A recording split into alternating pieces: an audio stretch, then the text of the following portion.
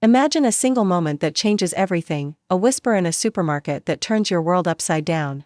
This is Whisper Fable, and tonight, we're diving into a story that begins with a choice no one could prepare for.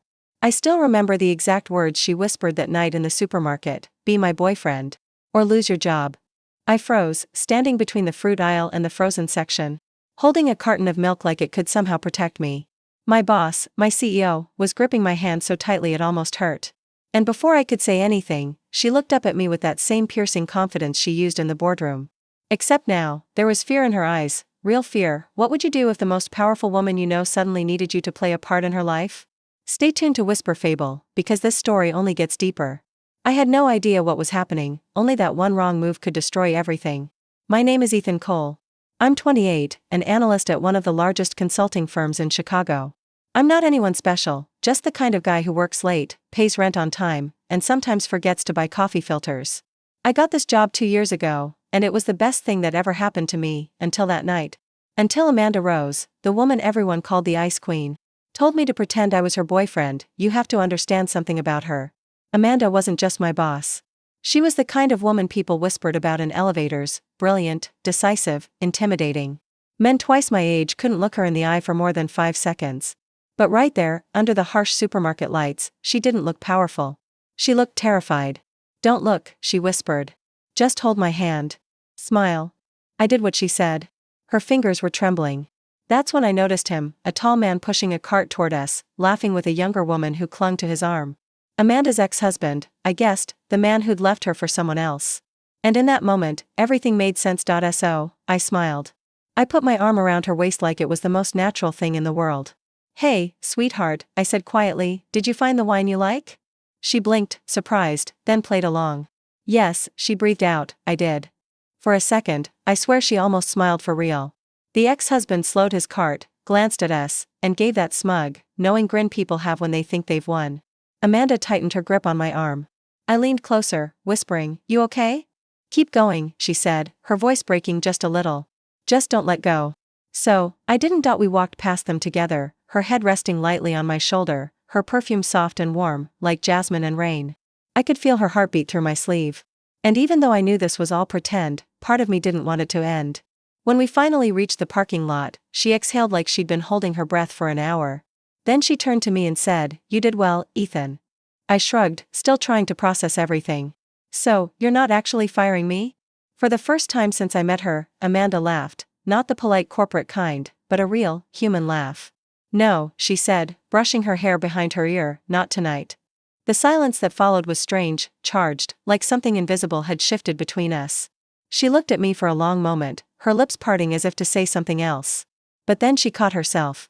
"Forget tonight ever happened," she said softly. "See you at work, Mr. Cole." And just like that, she walked away, her heels clicking against the pavement until the sound faded into the night. I stood there, the smell of rain in the air, still holding the grocery bag I dropped earlier. I should have just gone home, forgotten everything like she said. But I couldn't, because the truth was, when she held my hand, I felt something I hadn't felt in years, something that didn't belong in an office.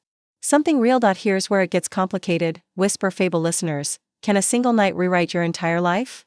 I didn't know it yet, but that moment in the supermarket was the beginning of the most complicated, beautiful, and dangerous chapter of my life. The next morning, everything felt normal, too normal. Amanda walked past my desk like nothing had happened, no eye contact, no secret smile, not even a hint of recognition.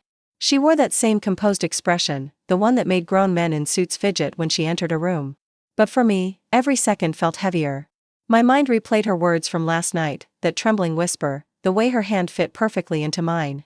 I kept telling myself it meant nothing, just an act, a favor. But deep down, I already knew it wasn't that simple. Around noon, I got an email, "Come to my office now." My pulse spiked. When I walked in, Amanda was standing by the window, arms crossed, her tone clipped and calm.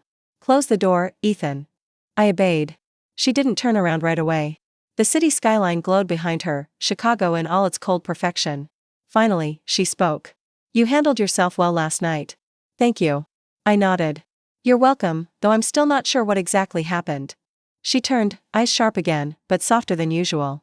"You helped me avoid something humiliating. Let's just say my ex doesn't need to know I'm still single." "So, it was all about him?" I asked before I could stop myself. She arched an eyebrow. You're asking a lot of questions for someone I could fire with one email. I almost laughed, but then she smirked. Relax, you're safe for now. She walked toward her desk, heels clicking, then looked back at me. Actually, there's something else. My gut tightened. Another supermarket emergency? Her lips curved slightly. Not exactly. The company gala is next week. Our investors want to see that I'm relatable. My PR team suggested I bring someone, a date. And after last night, I stared at her, trying to read her expression. You want me to pretend again? Yes, she said simply. It'll be one night, dinner, photos, small talk. You'll look charming, I'll look human. Everyone wins. And if I say no? She leaned on her desk, lowering her voice. You won't. She was right. I didn't. The week that followed was a blur. Fittings for suits, rehearsed smiles, shared jokes I never thought she was capable of. Somewhere between late-night emails and coffee runs, I saw glimpses of the real Amanda, not the CEO who terrified people, but the woman who hummed quietly when she worked, who double-checked the weather before her staff left, who smiled at stray dogs outside the building. The closer we got to the gala, the harder it became to remember this was all fake. On the night of the event, she appeared at the top of the hotel stairs in a dark emerald dress that made every head turn. I'd seen her in power suits 100 times, but this was different. She looked soft, radiant, almost shy. Don't stare, she whispered as she approached. You'll make it obvious. Too late, I muttered. Her hand brushed my arm, just lightly enough to make my pulse race. Cameras flashed as we entered the ballroom. To everyone else, we were the perfect couple, confident, composed, connected. But when the music slowed and she leaned in to whisper something, her breath warm against my ear, I realized I didn't want to stop pretending. During dinner, I caught her looking at me more than once, not the professional glance of a boss checking in, but something deeper, uncertain, almost vulnerable. When she raised her glass for a toast, her hand brushed mine under the table. Neither of us moved away. Later that night, as the crowd thinned, I walked her to her car. The air was cool, the city lights reflecting in her eyes. You did great tonight, she said softly. So did you, I replied. She hesitated, then stepped closer. Remember what I told you before about not getting attached? Yeah, I said. Forget it, she whispered, almost smiling. For tonight, anyway. And then? Just before she got into her car, she kissed me, quick, unexpected. Real by the time I opened my eyes, she was gone, leaving me standing in the soft glow of the streetlights. Completely sure of one thing, this was no longer just a game. The night after the gala, I couldn't sleep. Every time I closed my eyes, I saw her face, Amanda's face, lit by the glow of city lights just before she kissed me. It wasn't long or passionate, but it was real. Too real. And the worst part? I wanted more. The next morning, I expected her to act cold again, like she always did after crossing a line. But when I entered the office, she wasn't there. Her assistant told me she was working remotely. Everyone else moved on with their day, but I couldn't focus. My inbox was full, my coffee cold, my thoughts spinning. Around noon, a message popped up. Dinner tonight, 8 p.m. same hotel. Don't be late.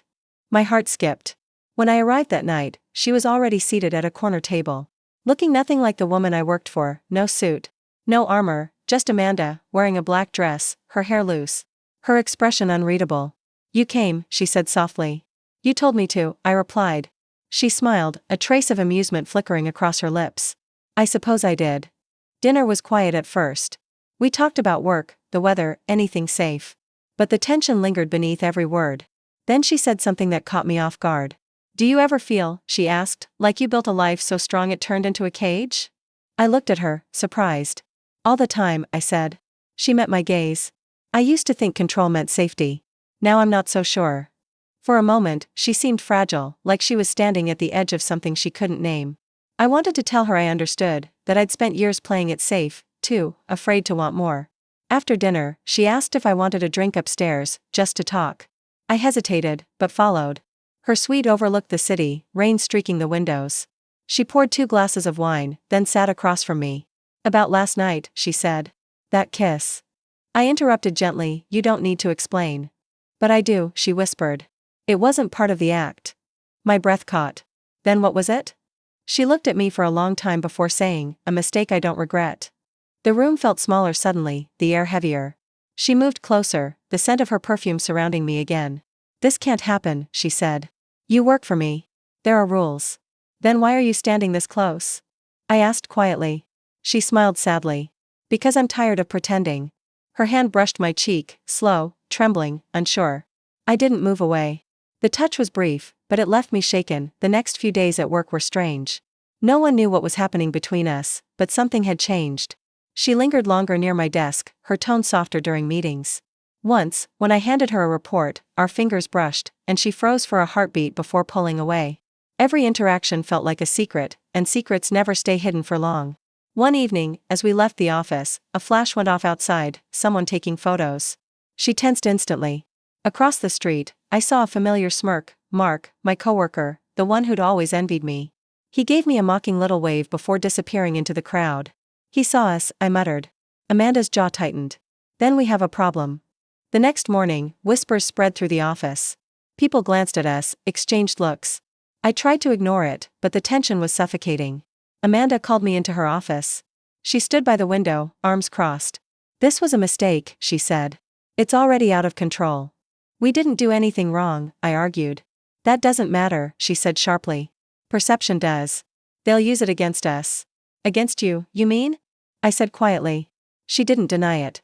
For a moment, silence filled the room. Then she turned toward me, eyes shining with something like pain.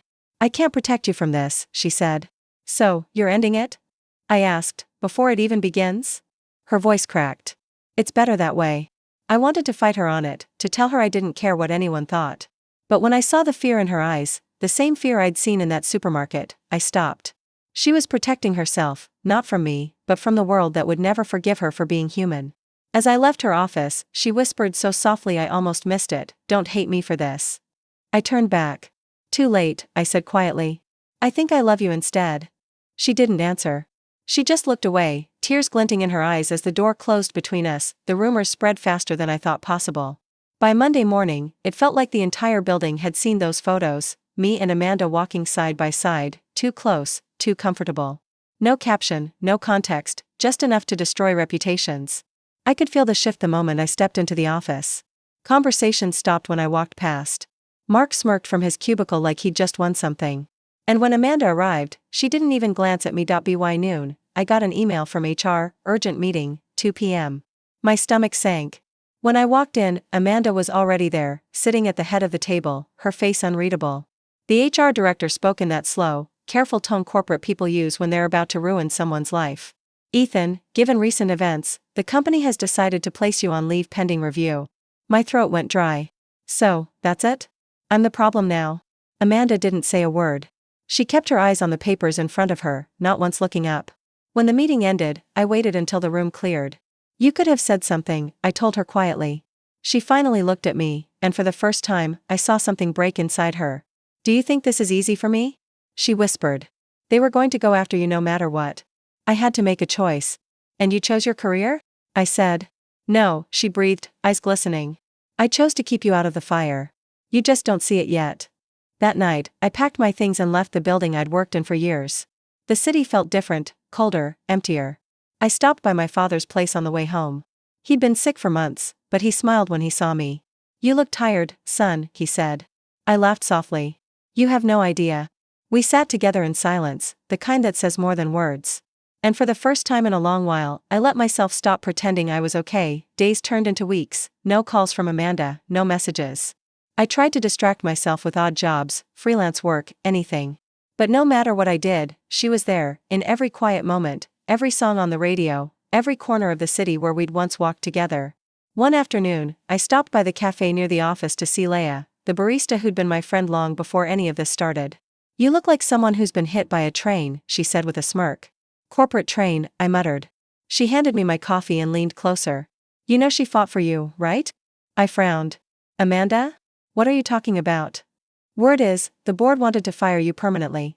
She refused, went toe-to-toe with the chairman. Said she'd resign before letting them bury your career. The cup nearly slipped from my hand. She did that? She did more, Leia said. She walked out of that building yesterday. Gave up her position. I just stood there, trying to breathe. The woman who'd built her life around control and power had just given it all up, for me. That night, I couldn't sit still. I walked the streets until the city blurred into lights and rain. Every step replayed our moments together, the fake smiles, the real laughter, the way her voice softened when she forgot to be strong. I realized something, she hadn't abandoned me. She protected me, even if it meant destroying herself. I decided to find her. I called her office, but her assistant said she'd already cleared out. no forwarding address, no contact number, just gone. The next morning, I went back to the supermarket, the same one where it all began. It was almost empty, quiet, except for the hum of freezers and soft music overhead. I don't know why I was there, maybe because part of me believed that if fate existed, it owed us one more moment. I stood there for a while, staring at the aisle where she first held my hand and said those impossible words, "Be my boyfriend, or lose your job." And as strange as it sounds, I missed even that version of her, the woman who hid her pain behind orders and confidence. I walked out into the rain, soaked and shivering. But for the first time in weeks, I felt something close to hope. Because somewhere out there, Amanda Rose wasn't the CEO anymore. She was just a woman. And maybe, just maybe, I'd get the chance to tell her what I never could back then, that I would have chosen her over everything. Every time. It had been 4 months since I last saw Amanda Rose, 4 months since the company scandal. Since the rumors, since the night she vanished without a trace. I tried to move on, new job, new schedule, new everything. But every quiet moment brought her back, her voice, her laugh. That look she gave me when she wanted to say something but didn't. Some nights, I still woke up thinking I heard her whisper my name. Life had slowed down since then. I was working at a small tech startup, nothing fancy, just a handful of good people trying to build something real. I liked it there. It reminded me who I was before ambition and heartbreak became part of my daily routine. But even as I found my rhythm again, something felt unfinished. Love doesn't just disappear because it's inconvenient. That night, the city was quiet, draped in the kind of spring rain that blurs lights and memories alike. I stopped by the supermarket on my way home, the same one where everything had started. I just needed milk, maybe closure, maybe both. I walked down the aisles like a ghost retracing old steps. That's when I saw her. She was standing in the wine section, holding the same bottle she'd held that first night, same calm posture. Same soft focus, as if the world around her didn't exist. Amanda turned slowly, almost sensing me before she saw me. For a moment, we both froze. Then she smiled, small, hesitant, real. "Took you long enough," she said. I didn't know whether to laugh or breathe. "You left without saying goodbye." I didn't know how, she admitted. Everything I touched back then turned into a headline. I thought disappearing was the only way to protect what was left of us. There was something left of us? I asked quietly. She stepped closer, eyes searching mine. There still is. The rain tapped softly against the windows as the rest of the world faded. She looked different, simpler somehow, no designer suit, no power heels, just jeans, a cream sweater, and that same grace she couldn't hide if she tried. "What happened after you left?" I asked. "I took time," she said. "Traveled, thought, tried to remember who I was before I became someone people feared." She smiled sadly. "Turns out, I missed being human." For a while, neither of us spoke. I just watched her, memorizing every small thing I'd forgotten, the way she tilted her head when she listened, the faint dimple that appeared when she smiled. Then she whispered, "Now it's your turn." "My turn?" She nodded. "To tell me what you've been holding back." I took a breath. "I hated you," I said honestly, "for choosing your career over me, for not fighting harder. But then I realized you did fight. You just did it your way. And I hated myself for not seeing it sooner." I paused. "The truth is, Amanda, I never stopped loving you, not for a single day." Her eyes glistened, but she smiled through it. "You always were too honest." "I learned from the best," I said. She laughed softly, then reached out and took my hand, the same way she had that first night, except this time, it wasn't out of fear. "No more pretending," she whispered. "Never again, I promised." We stood there in the middle of the supermarket aisle, two people who had lost everything except each other. She leaned in, resting her forehead against mine. It wasn't dramatic or cinematic, it was quiet, human, perfect. When our lips met, it felt like exhaling after years of holding our breath. Afterward, we walked out together, no secrets left to hide behind. The rain had stopped, leaving the city washed clean. She slipped her arm through mine as we crossed the parking lot. "So, what now?" I asked.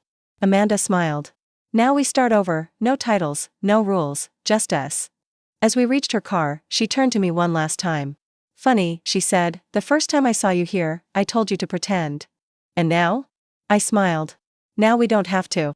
She laughed quietly, that same warm sound I'd missed for months. And as we drove away together, I realized something. Sometimes the universe breaks you just enough to make space for what's real. What began as a lie ended as the only truth that ever mattered. I didn't lose my job that night in the supermarket. I found my heart. Thank you for joining us on Whisper Fable. If this story touched you, subscribe and share for more tales of love, loss, and second chances.